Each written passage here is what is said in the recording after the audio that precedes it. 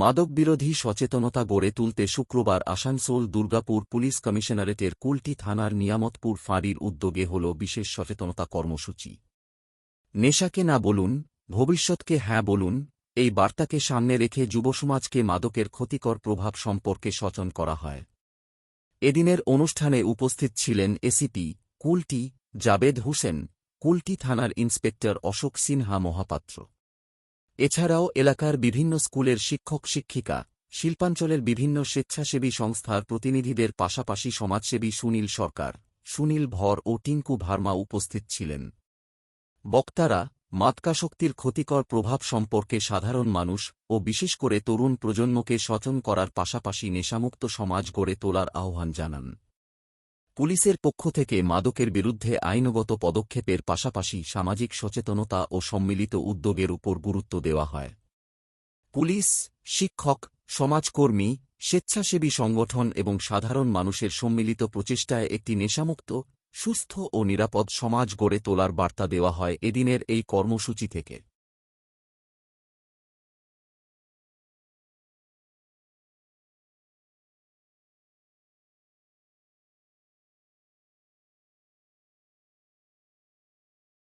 বিশেষ করে সমাজকে ড্রাগ মুক্ত করার জন্যই এই সূচনা আমরা এখান থেকে শুরু করছি।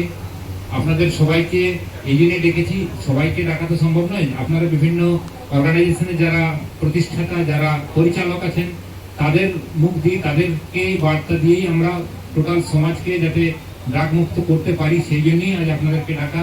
কেননা প্রত্যেকের কাছে পুলিশ পৌঁছাতে পারবে না। আপনারা বিভিন্ন অর্গানাইজেশন যারা চালাচ্ছেন, আপনারা বিভিন্ন সমাজসেবামূলক কাজে যুক্ত থাকেন, আপনাদের সাথে সাধারণ মানুষের যোগাযোগ অনেক বেশি আছে, আমাদেরও আছে। আমরাও বিভিন্নভাবে চেষ্টা করব। আপনাদেরকেও আমার সাদর আমন্ত্রণ থাকলো, যদি কিছু আমাদের তরফ থেকে সহযোগিতা দরকার থেকে অবশ্যই ডাকবেন। আমরা আপনাদের পাশে সবসময় থাকবো।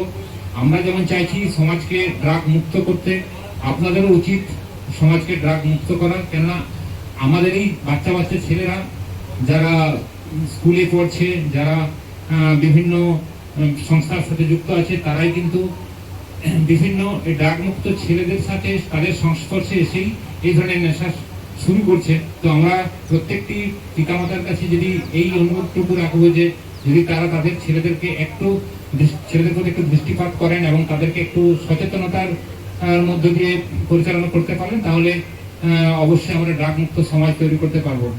ড্রাগ এমন একটা জিনিস যেটা ধীরে ধীরে মানুষকে মৃত্যুর দিকেই ঠেলে দেয়।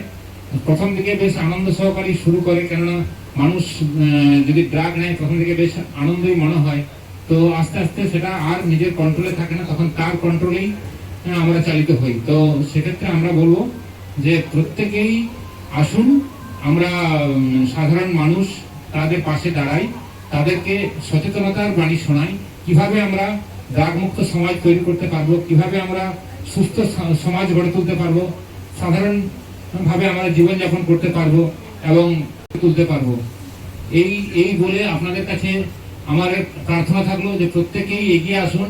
আমরা যেমন আজকে এই ধরনের প্রোগ্রাম, ছোট ছোট প্রোগ্রাম করতে শুরু করেছি, বিভিন্ন জায়গায় প্রোগ্রাম করব, বিভিন্ন ওয়ার্ডে, বিভিন্ন পাড়াতে গিয়ে প্রোগ্রাম করব, বিভিন্ন অর্গানাইজেশন যারা আছেন প্রত্যেককে ডাকবো, বিভিন্ন সমাজসেবী যারা আছেন প্রত্যেককে ডাকবো, বিভিন্ন স্কুল প্রতিষ্ঠান যেগুলো আছে যেখানে ছাত্রদেরকে শিক্ষা দেওয়া হয় সেই সমস্ত শিক্ষক মহাশয়দেরকেও আমরা ডাকবো, বিভিন্ন রিহ্যাব সেন্টার যেখানে সংশোধন করা হয়, যারা অলরেডি অ্যাডিক্টেড হয়ে গেছে তাদেরকে সংশোধন করা হয়, তাদেরকেও আমরা ডাকবো এবং প্রত্যেকের সহযোগিতায় আমরা একটা সুস্থ সমাজ গড়ে তোলার চেষ্টা করব।